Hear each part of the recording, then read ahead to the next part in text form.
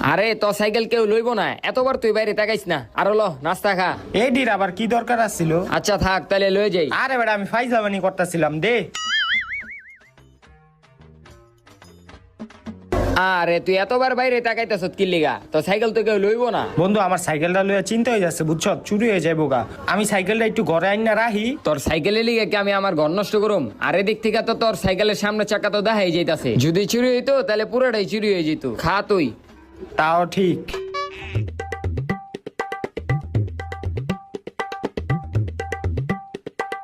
বন্ধু খাইলাম তো ভালোই, আমার এখন যাইতে হইব, বুঝছ, কাম আছে। আচ্ছা যা তাইলে, আবার আহিস। আচ্ছা। কিরে কি হইছে? আমার সাইকেল কো?